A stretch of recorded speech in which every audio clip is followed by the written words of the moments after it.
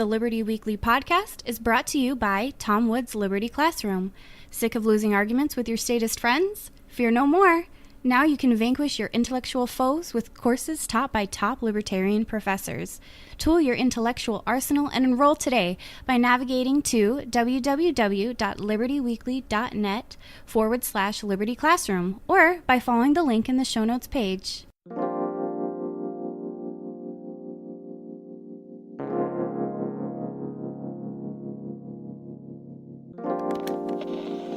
You're listening to Peaceful Treason, broadcasting from the not-so-distant past, deep in the belly of the beast.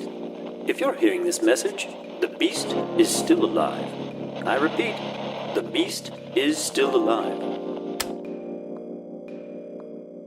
Alrighty, hello everyone, and welcome back to another episode of the Liberty Weekly podcast. Today I am joined by new friends at the Peaceful Treason Podcast. Hello guys, you are Will and Jared, correct? Yes, sir. Yes, hey, glad to be here. Yeah, I'm so glad that we could do this. I was really excited to connect with you guys. You have 7 episodes, you just recorded an 8th episode? That's correct. One in the can. Yep. Awesome. Yeah, so the usual fixture is 2 dudes that are ANCAPs and our friends that decide to do a podcast, right? Yeah, we're walking cliches for sure. Yeah, two white dudes. So much privilege. Yeah, we gotta check our privilege. Much facial hair. Yeah, I have a beard too, actually. Oh, nice. You Good. can't see, but yeah. So, all right. Well, do you guys just want to talk a little bit about your show? What kind of made you decide to do it, and what has your experience been so far? Well, the show was really born out of several years of just drunken banter and sharpening our arguments and conversations from just hanging out at social events around bonfires or campfires or at the barbecue, wherever we hung out, poker table quite a bit. So we've been talking about doing a podcast for at least 4 years now, just because we have some maybe not that unique. I'm realizing that our ideas are not as unique as I once thought they were, which is encouraging because it's growing. I think the anarcho-capitalist wing of the libertarian movement is growing quite a bit. And so, as far as starting the podcast, it was one of those things where I was like, you know what, we're just gonna do it. And so I bought a microphone and bought a mixer, and I just started reading, and I was like, I'm gonna do it.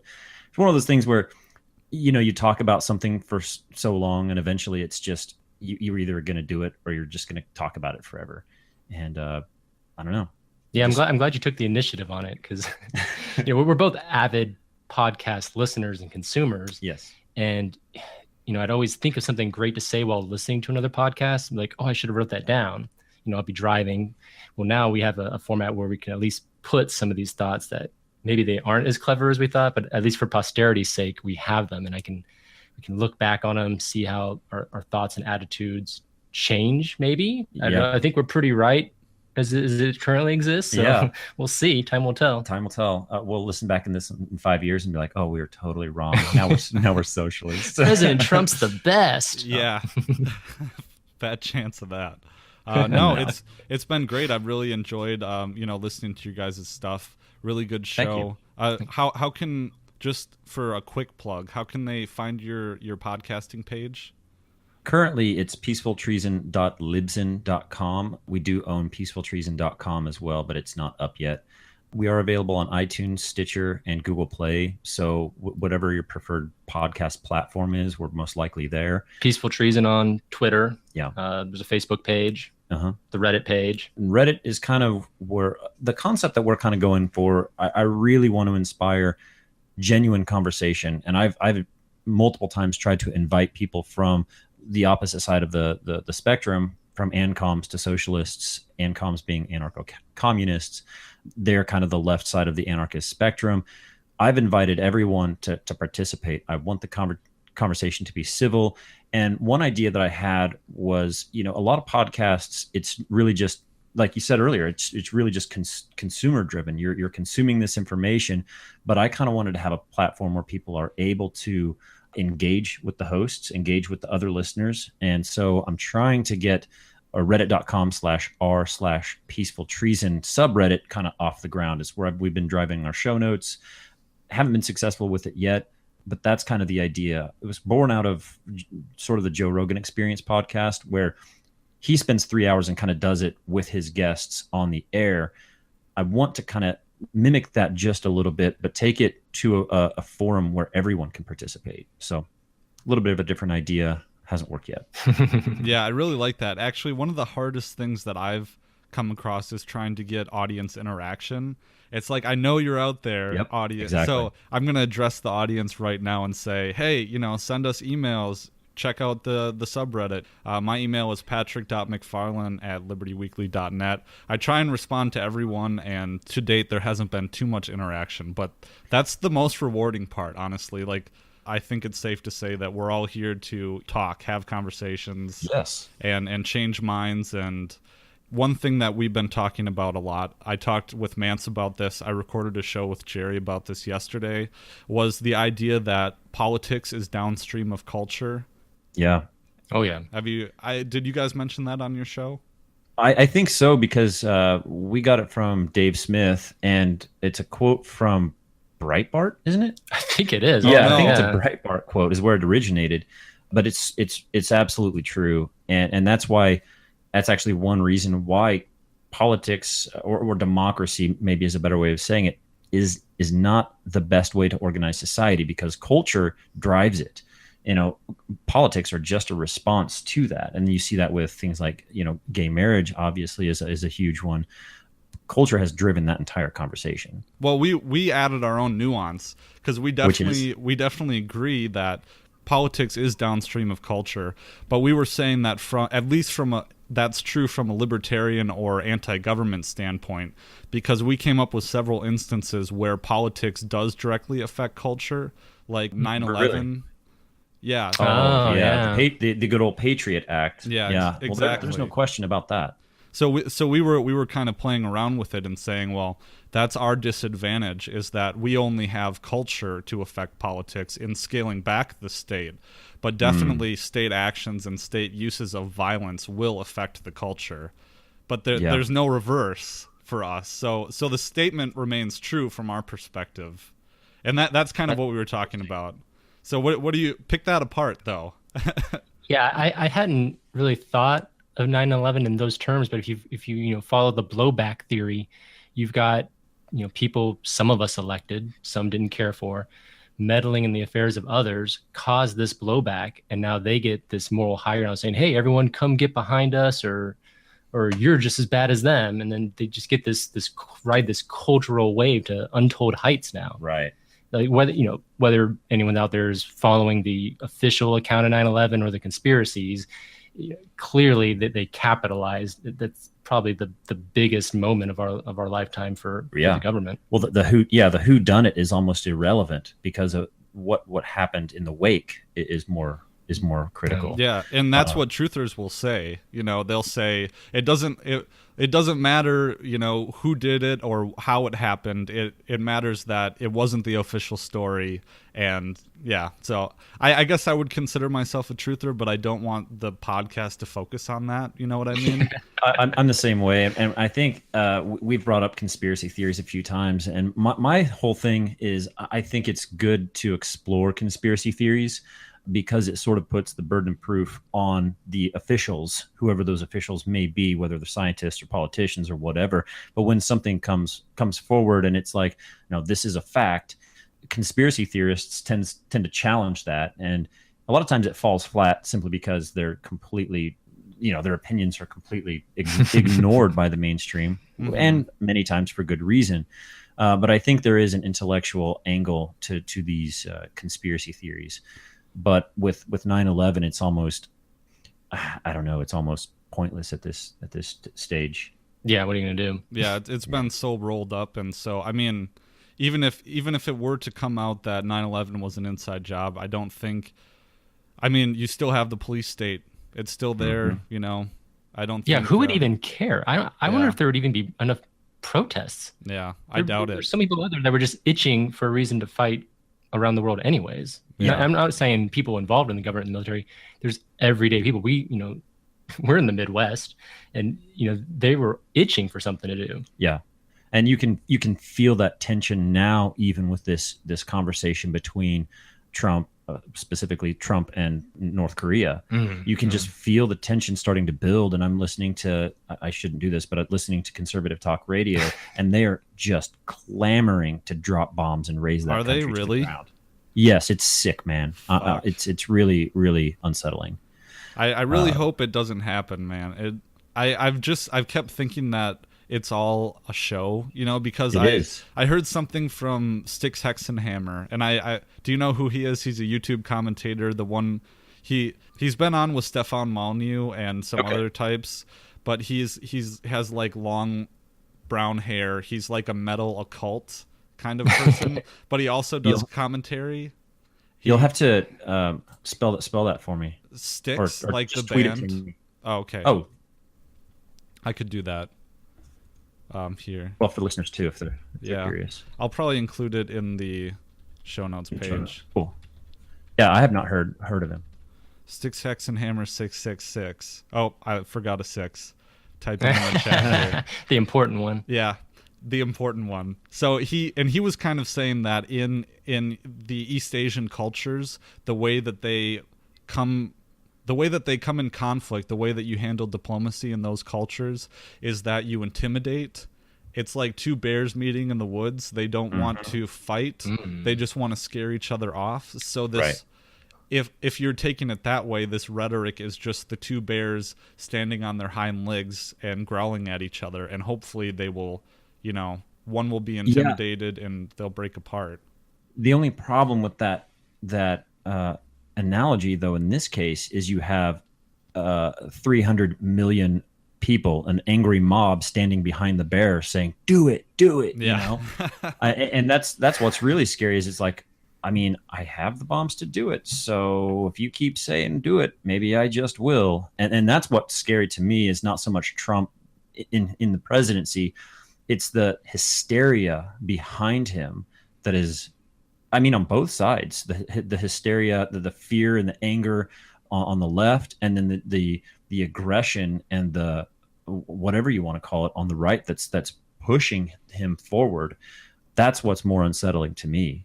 Yeah, see, I'm always skeptical, I keep thinking that this North Korea is just a sideshow to detract from the crumbling economy. It just seems so like it can't happen. I think it'd be so disruptive to the world paradigm that if we were to level North Korea, I don't know. I just don't know enough. Do we even have good enough aim to hit just North Korea? 'Cause it seems like our aim isn't that great, and Seoul is not far away. Yeah. I just think that, if given the chance, North Korea has the whole country as a fortress. They've been preparing for this for 60 years. Yeah, and they have conventional artillery all trained in on Seoul. And I mean, you can't, at the drop of a button, they could level the whole city. I do agree. Yeah. I do agree with you that I think Americans and basically everyone in the West, from my perspective and from what I've observed, largely underestimates what North Korea could do defensively. Never mind offensively. Obviously, they're not going to drop nuclear bombs on their own homeland.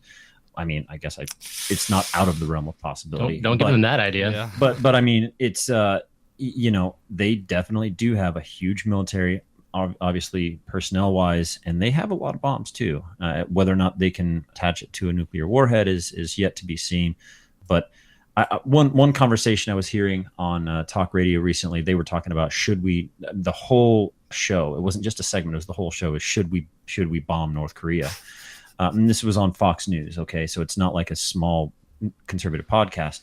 But he was basically talking about posing this question to the crowd. And my response is just, look, and the whole thing that they're supposedly outraged about is the fact that they're talking about testing their nukes. And it's like, you do realize that we have over 6,000 nukes, and the only reason we know they work is because not only have we tested them also, but we're the only country that has actually used one in combat. Yeah. So it's like, how in the hell do we have the moral high ground here? You know what I mean? It's so true. I don't know.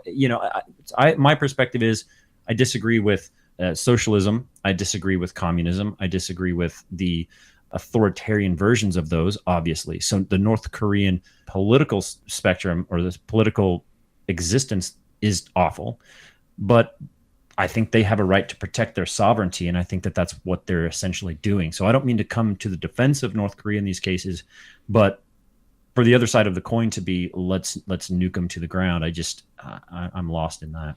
Well, and I think the true forgotten part to this equation is the North Korean people themselves. I mean, right. There's how many million people there? 23? Is that? It's 20 something. Sounds maybe. Right, yeah. and they are living under a repressive communist dictatorship. Absolutely. And they're really suffering, and I think that's just. But to me, it makes sense why Kim Jong-un, we're on Un, right? Why he will not give up his nuclear weapons, because he saw what happened to Gaddafi in Libya. You know, they enter into an agreement to disarm with the United States, and the moment they are disarmed, we roll up and we overthrow him with the whole famous Hillary Clinton quote, "We came, we saw, he died," and then she laughs maniacally. Followed by maniacal cackling. Yes, yeah. And I mean, Gaddafi was brutally murdered and tortured on video, and she's laughing about it. But I mean, that was the last person to enter an agreement with the United States to give up their nukes. So, yeah, that's so true. You know, and the caller in the show made the best caller that came on was a former Marine, and he came on and said something along the lines of, you know, North Korea is 100 feet from China and 100 feet from Russia.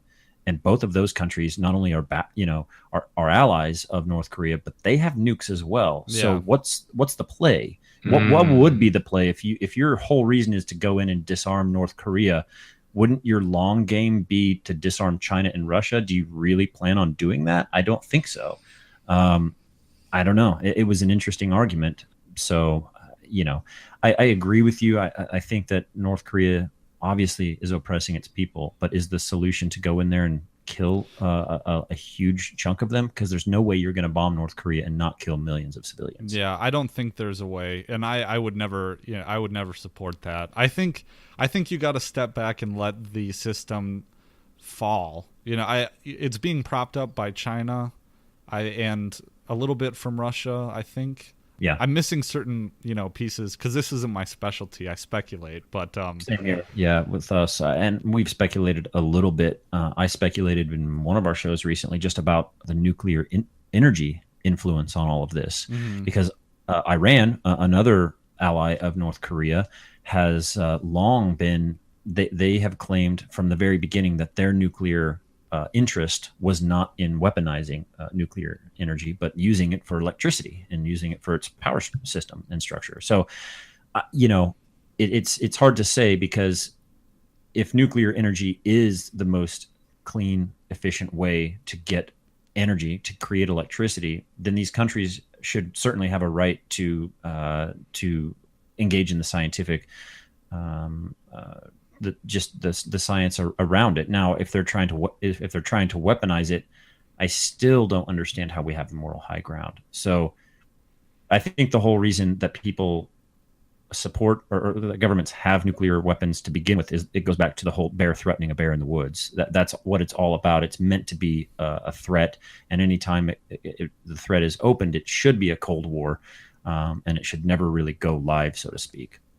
Yeah, and even my co-host Jerry has made the argument that nuclear weapons have actually made warfare in the last 80 years less terrible, because I've heard that argument too. Yeah, there's always the threat, and I can't remember if he did it on the air or not. So maybe, and it was a thought, so maybe I'm betraying him, but he has a lot of smart things to say.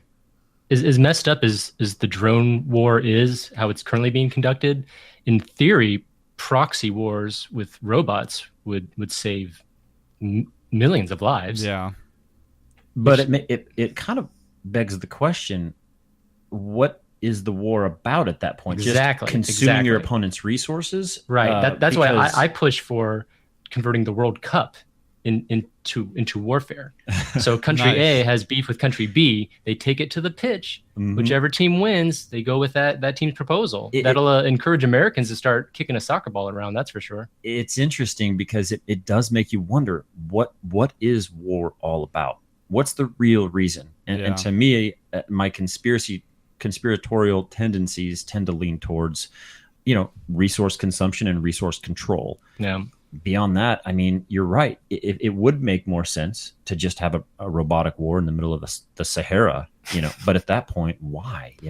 Why are you even doing this? Yeah. So it's interesting. Because it's all about privatizing the gains and socializing the losses. And there's no privatization of the gains if you have to front, the I don't know. That's speculation, but it always reminds me of the Murray Rothbard quote, is that the hypocrisy of war is that ostensibly it is the state protecting its citizens from harm, but in reality it's exactly the opposite, is that the citizens go out and die for the protection of the state. So that's great. Yeah. That I believe that was Murray Rothbard. I know I sampled it in one of my intros. I'd have to find that one. But yeah, I mean, that just gives you that perspective. It's crazy.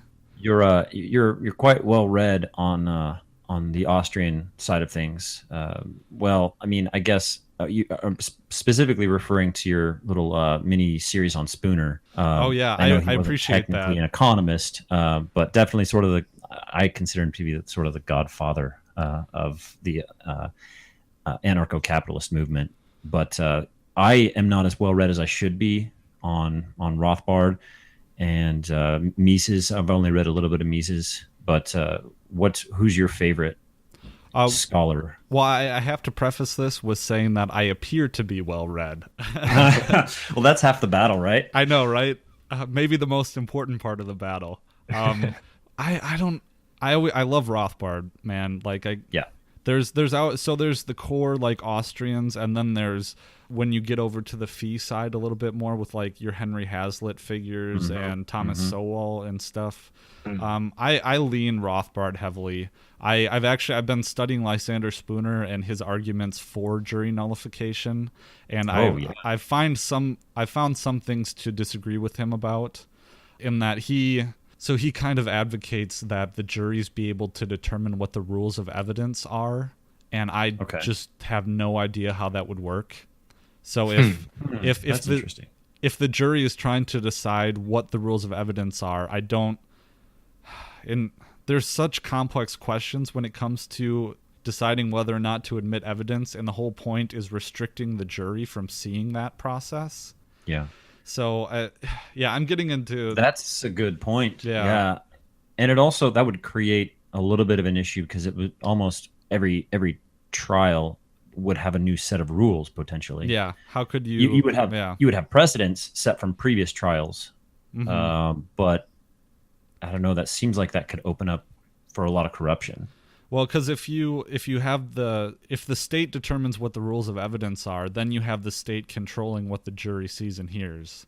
Sure. And I get it's that almost critique. Monopolization of adjudication. Yeah, that's why any kind of public court just doesn't work. So you have to privatize it, in my opinion. Yeah, I agree. I don't know what the answer is, but I have this idea. I hear people all the time criticize anarchy as for being, synonymous with chaos. And I always say, anarchy means no rulers. It doesn't mean no rules. Yeah. And Bitcoin is one of these things. You've heard us talking about that on our podcast. Oh, yeah. That has encouraged me to look for systems that have an extremely well-written framework or a set of rules that you can't really even break. And then inside that framework is essentially anarchy. And that's what you have with Bitcoin. You have this extremely well-written set of rules. And inside of that, there's very little, there are no rulers. And I've always wondered, how would something like that, that Bitcoin or blockchain model, how would it translate to something like a judicial system? Have you ever thought about that? There is a coin that is supposed to be handling contracts on the blockchain. Yeah. And is that Aragon? I think Ethereum is structured that way. I think it's Ethereum. But I know there's a couple of them that have specifically, been for proof of stake and proof of ownership blockchains. Yeah. Well, so when it comes to, and this is what I've been trying to work on recently, is how legal systems would work. And my next podcast, actually, the next scripted one that I want to do is about how there already exists voluntary legal systems all over the world. In fact, some think tank in England, like International Penal Reform, it's called, cited a statistic that said that in third world or developing countries, 80% of the disputes are litigated in a voluntary, informal legal system. So, wow. Oh, whoa. So, I mean, it's already, and has been for, time immemorial, these courts that they secure their judgment based on social pressure and economic pressure. And so that already exists and has existed throughout history. And even in the modern day, most of your business litigation is done through what's called alternative dispute resolution. And so you get you go to mediation, you have an arbiter, a third party, and each party agrees on being bound to the judgment. And so they just, they negotiate it out. And actually, out of all the cases that you see go through the justice system, I think only like 1 or 2% actually go to trial. So I think this is a reflection of how inefficient the current judicial system is that business litigants have been completely avoiding it. I think you're right. I think we have not spent enough time challenging and considering other possibilities. I mean, we live in a world of endless possibilities, and yet we tend to think that our existing judicial structure is the best way. And I kind of agree with you. I think there's maybe a better way to bring that sort of voluntary exchange into the judicial system. What do you think? Yeah, it's weird that it seems like the judicial courts and what we would do is the main sticking point I found between minarchists and anarchists. That's their last leap of faith. Mm-hmm. And when I made that jump, that really didn't enter my mind. I was kind of stuck on foreign threats and wars. Yeah. And once I that veil was lifted from my eyes, I was full anarcho. But now going back and trying to see some certain people's hangups with court systems, all I can think of is, have you been involved in something drawn out, or if you've ever been through this system, you would know that this clearly is not only not the best way, it might be one of the worst ways. Right. There's no doubt. Yeah. Well, my mom is a legal professional, and my whole existence has been trying to prove her that this is possible, and not just possible, but preferable. And, have you made any headway? I don't think so, man. She knows that taxation is theft. And that wasn't. Right. She agrees with that much, though. Oh yeah, but she thinks it's necessary. But I haven't. Oh, she plays the necessary evil card. Yeah, which she's not a sociopath, so I know that. So I think it's a utilitarian thing that we have to give a monopoly on violence to a certain entity, or else it'd be chaos and warlords would take over and people wouldn't abide by the judgment of the courts. And I need to convince her. It might take years, it might take a lifetime, it might never happen, but my thing is that I think, and I hope she doesn't listen to this, she might. That's what I've said about my mom never listens to this. Occasionally she will mention that she was listening to an episode, but really? Yeah. Like the one on cryptocurrency, which I don't want to get down that rabbit hole, but I think, eventually she's too invested in the current paradigm to, she's been practicing for, 20, 30 years now. So she's too involved in it. And I think at a certain point that you can't consider other options, because you have that cognitive dissonance, and then it would be a negation of everything that you've invested your life's work in. Yep. So that was me growing up. My father in the military, and while I have to somewhat shield some of these thoughts from them, because it would just probably ruin our relationship. Oh, did you think your dad did this and this, and you're just gonna throw that all away? Like, well, I didn't ask him to, and luckily he survived it all. But well, And for me, my closest comparison would be the religious faith. You know, I tell people it took me more than a decade to unravel the brainwashing from that religious experience. And my parents are now more devout than they ever were, and they're, you know, twice my age. Could you really expect them to unravel that brainwashing the same way I did? I don't think so. Like, I've really lost hope for people who are so latched onto their ideas as truth. I don't think that there's any changing their minds in a lot of cases. I do like to think maybe she would find a podcast, listen to it, print out the transcript, and like stick it on the refrigerator. Like, proud of my boy. that probably will never happen though. Oh. That's hilarious. Yeah. So the thing that gives me faith, and I think why my mom has been so accepting of my views, is because her father was a John Bircher. Way back in the early days, but he was very anti-Fed, very anti-foreign wars, anti-communist action, I think, on his part. But you know, it was the 60s and 70s, you know. Yeah. So I pulled out. He would write articles in the newspaper, like the Voice of the People, and my grandma gave me one because he's been dead since the early 90s. But my grandma gave me one, and it was literally like a Ron Paul speech. Like, he used the phrase, "No more spending our blood and treasure in the Middle East," and the George Bush Sr. is a wealthy oil executive, and there's collusion there. And I was so proud.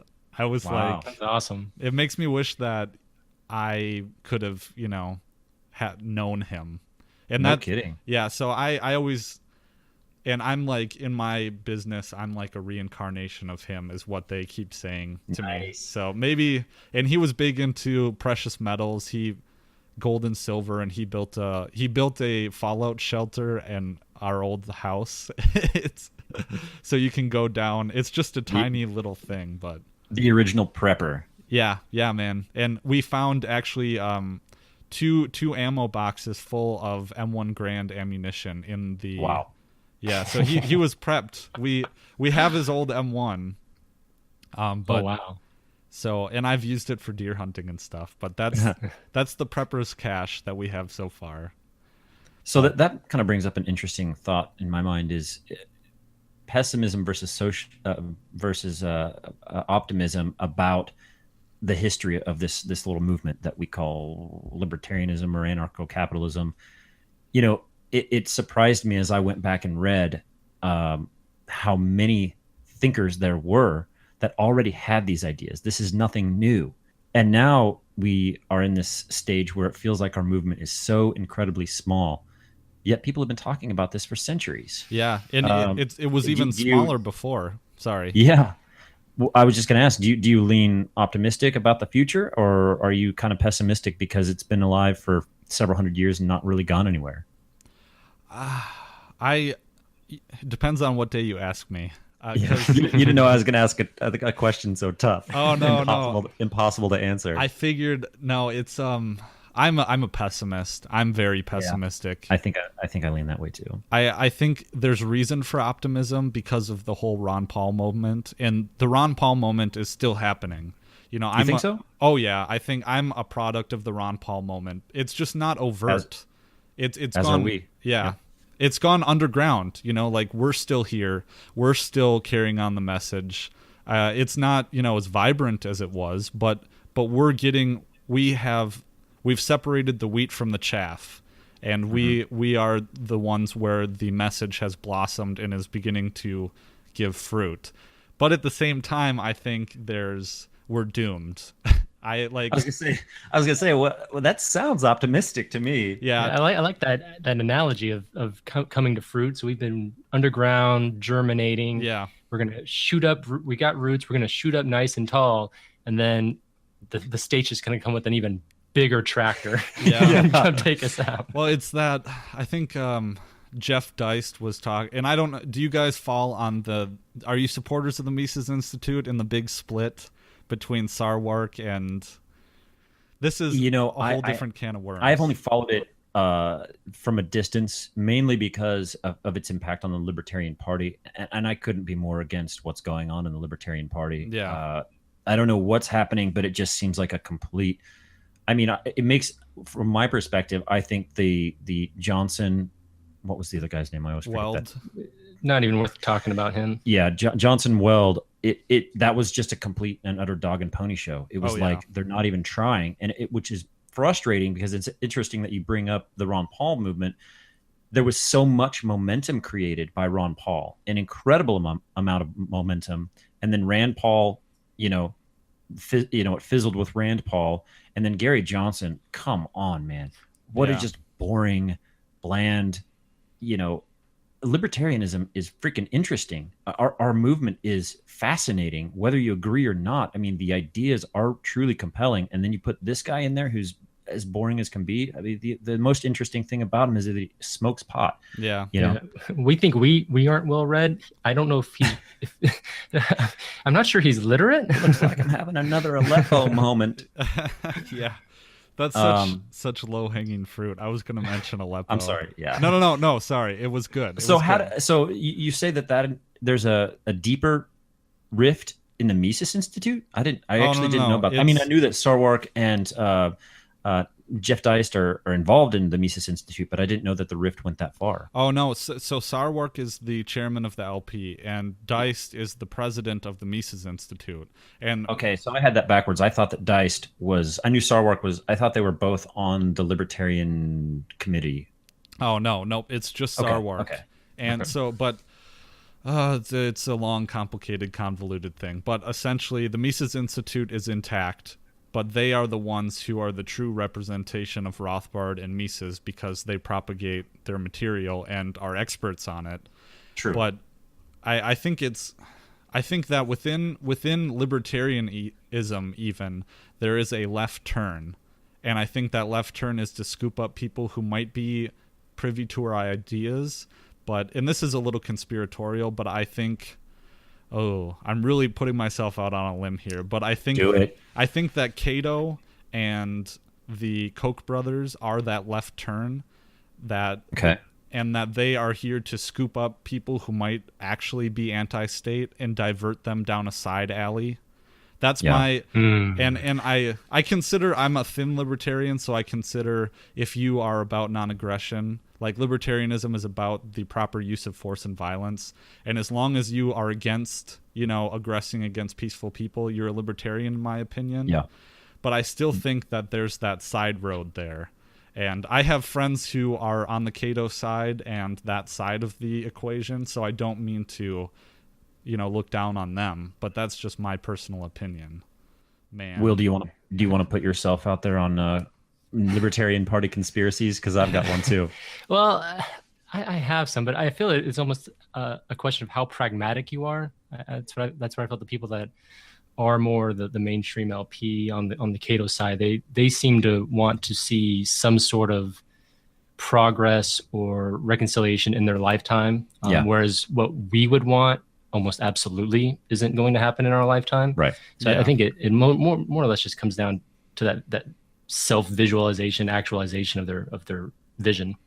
It's kind of the argument of incrementalism or, a forklift reboot sort of thing. Yeah. And I think for the most part, in our minds, neither of those is really going to happen. So why not just go for the forklift, But as far as the conspiracy, Patrick, it's interesting that you said that, because whenever the Johnson Weld thing was going on, I remember multiple interviews on CNN where it just seemed like they were deliberately sabotaging their own message. It was unbelievable. And so that got my conspiracy ideas going. I truly think that Johnson Weld ticket was a mole, or whatever you want to call it. Yeah. It was it might not be that nefarious.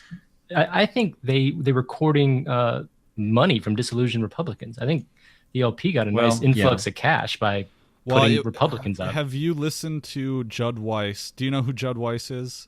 I've heard the name. Okay, so Judd Weiss is the unofficial photographer of the Liberty Movement. he's always at the events, and there's kind of a joke that if you don't have your picture taken by Judd Weiss, you are no one in the Liberty movement.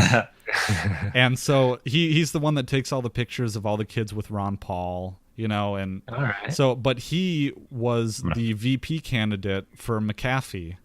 Oh, yeah. Okay, So- that's how I know the name. Okay. And a few months Yeah. after the election, Judd Weiss came out on all these platforms telling the true story of the Gary Johnson campaign. Really? And, yes, and I won't recount it, but it has to do with Gary Johnson scooping money off the top. And Whoa. yeah, so you're gonna have to check that out. I will definitely check that out. Oh it my was god, that's crazy. a Tom Woods episode. Well, it just seemed like. What did you say about Tom Woods? He was on Tom Woods. Yeah, he was on Tom Woods. Gave a great thing. Okay. So, Well, then I'm sure I've heard that because I'm pretty well caught up with Tom Woods. yeah, and I was gonna say something else about my personal story with Gary Johnson, because I met him in 2016 in July at Freedom Fest in Las Vegas, and I didn't personally meet him because I didn't like him at the time. But I saw Snapchats of him smoking weed with the Cato interns, the young female Cato interns. Oh, And, really? Yeah, it just kind of rubbed me the wrong way. Are you Because he's in his 60s. Against pot to some degree? No, not at all. But it was weird that Gary Johnson in his 60s would be hanging out with 17 and 18-year-old Interns. Cato That's right interns. around the time frame when he was in that LP debate talking about I'm in love and having like a Tom Cruise moment. Was Remember it? that? No. Did he have a Tom Cruise moment? Yeah. He made a fool of himself at one point, didn't he? Because they were talking about how dangerous weed is, and then he flopped on the floor like a fish or something. Oh, that's right. I do remember that. He feigned a heart attack or something. Yeah, it's just I do remember that. Which, I mean, maybe the most interesting thing that he's ever done. Didn't he brag about climbing mountains though one time too? Oh, Yeah, when doesn't he? Traveled. I really don't like him. So I was about to ask because you said that was when you didn't like him. Was there any point that you ever did? Yeah, way back before I read about when I was a minarchist, I liked. It was like, oh yeah, libertarian alternative. Well, and if you look at what he did in New Mexico, Yeah, a he did minarchist it. would fall in love with him because decent job, one didn't of his main legs that he stood on when he first started campaigning to be president was the fact that he was the most efficient. He wasn't a governor of New Mexico. Is that right? I think so. The most efficient governor of any state with tax dollars, which is something that a minarchist would fall in love with. But then you've got us on the other end being like, okay, great. So you were efficient with stolen money. Great. Yeah. You know. Let's hear you talk about the fact that taxation is theft. Why don't you take a real position? I remember I was tabling because for some reason I'm in the Federalist Society at my law school, because there aren't really any conservative voices at my law school, even though it's a private school. Imagine that. Yeah, I know, right? But we were tabling, and some guy from New Hampshire came up and said something about libertarians, and I was like, oh yeah. And he was like, well, I'm not one of those libertarians that goes around saying taxation is theft. Like, we're the adults in the room, XYZ. Yeah. And I was like, fuck you, man, fuck you. How has it even gotten to that point where anyone should just go and read through the #taxation is theft on Twitter? It's half the people supporting it and half the people just basically, like you said, calling people who believe that taxation is theft children. Yeah. And it's like, That's not an argument. have you thought through this with a Socratic thought? It's interesting because to me it's so logical. I can't argue. Even if I wanted to, I couldn't argue against that idea. But yet I'm the child. Yeah. So I just smiled and I nodded my head. But what I really should have done was be like, okay, 5 minutes, you explain to me how taxation is not theft. And then it sounds we'll to me like you're positioning yourself for a run for the presidency, so you have to kind of guard yourself early on. Oh yeah. Yeah, so but what I was saying originally about the winning hearts and minds thing is that Jeff Deist recently has kind of, so the whole conflagration about Jeff Dice's speech where he said blood and soil, and I think that was a very pointed jab at Jeffrey Tucker, who released an article about a month before saying against blood and soil libertarianism. And and didn't Jeffrey Tucker respond to that too? Yeah, he did. Within a couple of days. He did, yeah. And Jeffrey Tucker is actually coming to speak here in Minneapolis on October 7th, and I'm hoping to get an interview with him, because that would be great. It would be cool. Even though I disagree with him socially, like, he does have a lot of really intelligent, pointed things to say about libertarianism and the economics behind it. So not all of this is disagreeing on tactics, because I think FEE is more ANCAP, like us, the Foundation for Economic Education. I love FEE. Yeah. But I think they lean socially left a little bit, which is totally fine, leaning to the left. But if you're a Sarwark advocating social, I just don't get the social justice part. And I think Jeffrey Tucker does a bit of that by himself. He does. I definitely, he absolutely does. Did you see the video of him with Richard Spencer? Yeah. It was pure virtue signaling, and so I try to avoid that if at all possible. I have no interest in signaling my virtues. No way. They stand on their own merit, except for when it comes to recycling. I think I did toot my own horn on that on one episode. Well, I think it's fine if libertarians want to advocate social justice. I think it's stupid, and I think it's antithetical to libertarianism. But the point I get is that, well, don't wrap this up in being a part of libertarianism. You can advocate social justice, but libertarianism is about the proper use of violence in society. It's not about fucking, white privilege or the state being used, or, Well, there's a good quote that says, I don't know who to attribute it to, but that good ideas don't require force. Yeah, it's one of my favorites. I need to find out who said that. How simple is that? It's so simple. Look, if your ideas require force, it's probably a bad idea. Social justice is fine, but once you start petitioning, and soliciting the government's power and force over people, that's where we part ways. You know, or try to get you fired or attack your livelihood. Mm-hmm. Yeah. But to go back to, I kept trying. I get side railed, but to go back to this. No, we do not the same thing. Yeah, exactly, dude. It's not a problem at all. Actually, that's the sign of a good conversation, I think. I think so. But going back to the Jeff Dice thing, I think he's kind of given up on because that's what the Mises Institute is doing, is trying to win hearts and minds, Mm-hmm. And this all, like I was saying, this all comes down to strategy. How do you disagree with strategy? I guess it's all opinion, man. That's so true. I think that our step going forward is to advocate secession, and that's what my thing has been mostly, because we've been trying to win the hearts and minds. We can't outpace the state for winning hearts and minds. I think we have to convince the lefties that exist that it'd be better off for both of us just to part ways. And I think that's where I've been coming around to. I didn't like the secession word for a while, and then just realized I was just kind of me misreading the movement. I'm coming around full on that way now. Yeah, and that's always what's caught me, So I don't know how really to go forward with it, though.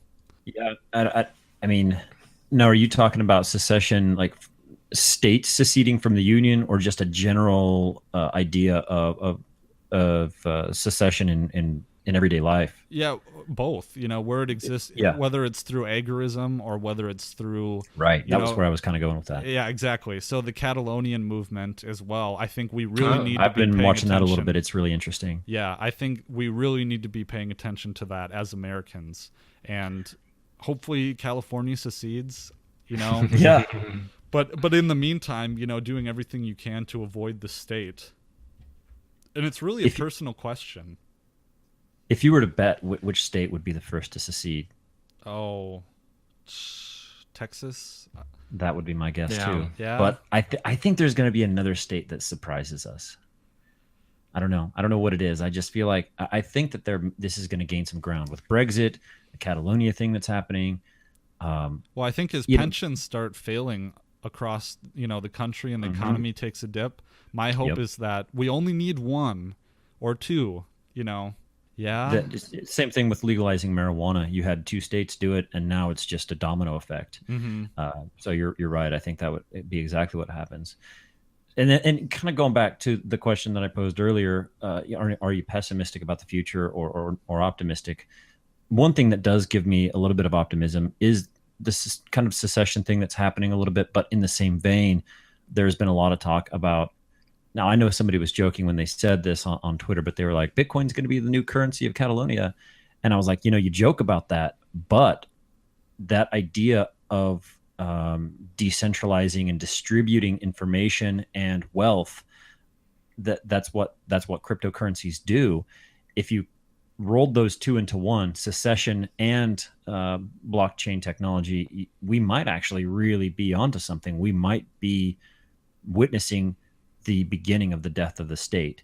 So there's something that may give you a little bit of optimism. Yeah, I really hope so. I'm not as optimistic about cryptocurrencies. Yeah, I remember you saying that on one of your podcasts. Yeah, I'm more of a gold guy. I mean, but you need to stop listening to Peter Schiff. I know, right? I do actually. Or just convince Peter Schiff that cryptocurrencies are good. Well, so I heard this conspiracy from a guy, Steven on Facebook, he's a big crypto trader and he's really smart. But he was saying that he thinks that Peter Schiff knows that cryptocurrency is good, but he keeps casting shade on it because he's holding a whole bunch. Well, he's so heavily vested in gold. Yeah, he is.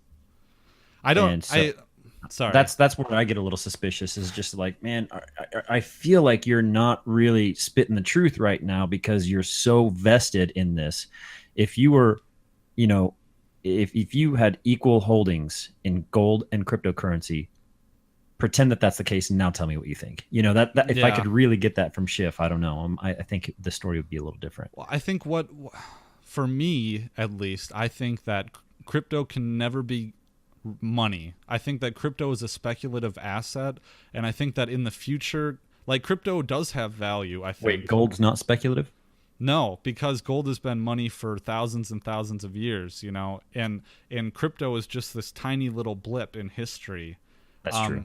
But I think that crypto will be important going forward because we already see it with the ICOs. We have the ability of people to sell their idea and become a startup just like that. And I think that in the future, each company is going to have their own crypto. So it'll be like buying stocks. Mm-hmm. So I think that crypto is the new stock exchange, and that it's not a retainer of wealth. It's not a safe haven because, right now it's Bitcoin that's the most valuable, but in 20 years, is Bitcoin going to be the top crypto, Whereas gold has been, money for thousands and thousands of years. You could find a shipwreck at the bottom of the ocean tomorrow and dig up gold that's been sitting there for 3,000 years, and it's still worth a shitload of money. Right. But I'm not an expert. Yeah. I'm not an expert either way, But I think to argue over the crypto question is kind of counterproductive because, hey, who knows? Does it? Well, if you're being wise about it, you'd be holding both gold and cryptocurrency. Yeah, exactly.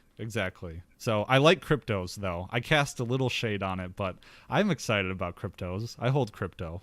So well, there's a little bit of reason to be optimistic, and maybe that's a good way to start wrapping up. I think that there is some reason to stay optimistic, but to some degree, also the pessimism drives me, so once again, the middle way is the best way. Is it complacency's the enemy of change? Mm-hmm. Yeah. Yep. Well, I get to wrap up my opinion on it. I think I am very high on the financial collapse. I think it's coming. I think it's coming in the next 5 to 10 years, probably within the next 3. I completely agree with you there. I don't know if it's going to happen in 3. I predicted, I think 5 years ago, that it was going to be 5 to 10 years. And here we are. The Fed, say what you will about the Fed, but they are amazing at manipulating the currency and keeping speculation high. I don't know how they do it. They're miracle workers, because the fact of the matter is this thing should have collapsed a long time ago. Yeah. You talk about the fact that we're $20 trillion in debt, but nobody wants to talk about unfunded liabilities. Yeah, that's like 120 trillion, isn't it? Yeah. So when you add it together, we're 140 or 150 trillion dollars in debt when it really gets down to it. And what's all this we talk? I didn't sign shit. Yeah, that's I'm out of debt, man. I don't know what you're talking about. You suck. Do we? But as far as the impact that's going to have on the currency itself, and when the U.S. dollar crashes, I think it's all about faith in the petrodollar, I think, and that's still supreme. But we have countries that are dumping the petrodollar now, and does the federal debt even count the pensions, state pensions, and state? I believe that rolls into that unfunded liabilities number. Okay. So pensions, Social Security, anything that they know that they just can't pay. Yeah. There's more of a liability on the back end than there actually is in liquid assets coming in. Yeah. With my positive scenario is that the financial collapse happens. We experience a balkanization of the United States, much like the collapse of the Soviet Union. And that states secede and they start doing their own thing. I think that's on the other side, I could see the collapse really ushering in a new global world order with a new global reserve currency. It's already created called the SDR, Special Drawing Rights. Yeah. And isn't that a branch of the IMF, International Monetary Fund? Yeah. And so I think, but regardless, I think that our role is to be there when the collapse happens with the message. I don't know what else to do. That's right. Yeah. So. And I completely agree with that. There's no doubt that's coming. How soon is the biggest question. And what is it going to look like? Is it going to look like the USSR, or is it going to be a little less? How much massacre is there going to be? Yeah. Hopefully none. Hopefully people, when the dust settles, there's not much death and destruction, and people can just start smaller states, more decentralized, more distributed currencies and culture. And I just think that the United States has become too big, and it's unsustainable. And you're right, that it's coming. And then when it does come, what's going to be our role? That's a really good question to ask. Yeah. Yeah. So as we're closing up here, do you guys have anything you want to plug specifically? Just check us out. Even if you don't like something we said, actually, I'd welcome criticism more than attaboys at this point. Yeah, just because we've been getting a lot of attaboys from people that we know disagree with us. Don't be afraid to disagree with us. Don't be afraid to call me out on something stupid that I said. I'm no historian or scientist or anything like that. I'm going to say dumb things. I just have a few ideas. We just want people to engage with us, like I said, and interact with us on our social platforms. Like I said earlier, I'm trying to direct people to our subreddit, which is reddit.com/r/peaceful treason. At Peaceful Treason on Twitter is where we probably get the most interaction so far. Will and I are gonna start trying to do a little bit more on Facebook, so you can find us on Facebook too. But really, we've created a lot of different options for people to engage with us and listen and talk to us. That's basically it. We're not trying to monetize anything at this point. It's just a hobby. We're just having fun, but we do take it seriously. Yeah, if we make a major gaffe, I want to know. We probably wouldn't go back and actually edit something out. But just acknowledge it. Yeah, right. What's said is said. I think, at some point you can agonize over mistakes or, what you said, but at some point you just got to hit that publish button, Yeah, exactly. You can't let it get in the way of, doing what you're going to do. So my experience, just to keep myself, loose on the mic, is just to make fun of it. That's the only thing you can do. Just make fun of yourself and laugh about it and go on. Self-awareness, I think, is kind of becoming our big theme. That's definitely something that I try to focus on in all my ideas and in the way I speak. Yeah, it's tough. I mean, going out of your comfort zone. I was kind of nervous to do the interview with Mance, but then once we got on, it's like, oh, I'm just talking to another, like-minded individual. So yeah, it's been super rewarding. But if for your audience, they can reach me, my podcast. I'm also on all the same platforms. I think we even have the same host in Libsyn. Good. I really like Libsyn. Libsyn's been great. Yeah. But you can reach me at libertyweekly.net. My Twitter handle is @libertyweekly. Facebook /Liberty Weekly. Liberty Weekly, you just search it anywhere, I should pop up. BitChute and YouTube. I've been doing Let's Plays, actually, of Doom. And interesting. It hasn't gotten a whole lot of attention, but it's fun anyways. Maybe on another episode or something, we talk again. We talk a little bit about BitChute. I've been kind of keeping my ear to the ground and noticing that you've been using BitChute. Oh, yeah. That's something we may look into. Steemit is another thing we've looked at. Have you looked at it at all? Yep, I'm on Steemit. Okay, cool. / Liberty Weekly with the @ symbol. Can you say that again? I think I talked over you. Oh, sorry. It's steemit.com / @ symbol Liberty Weekly. Yeah. But it's been good. That's what has been funding my crypto speculation, is that I've gotten Steem from my posts, and then, yeah. So yeah, I really appreciate you reaching out to us, and we love this sort of cross-pollination of our ideas and our podcast. I will definitely give you a plug in an upcoming episode. Like I told you a few weeks ago, we've given you a plug too in another episode. Really appreciate the support. Really appreciate the conversations that we've had on Twitter, and hopefully it'll continue. And we really wish you the best of luck. Being a lawyer and also being an anarcho-capitalist, you're going to have a unique play in life. Oh yeah, I'm pretty nervous, to be honest. I appreciate your kind words. It's reciprocal as well. You guys are doing great stuff. I really wish that more people would have podcasts like this, and really enjoy listening to you guys and seeing you guys grow in the next few months here. And hopefully, we'll grow together. I'd love to have you guys back on, and definitely maybe with my co-host Jerry. I think we were. Yeah, I was gonna say we need to have one with your co-host on too. Yeah. It's hard for us to meet up sometimes, so I've just been going forward with the interviews and stuff too. Cool. But and I was going to mention something else, but it always slips. But that's all right. That's usually my move.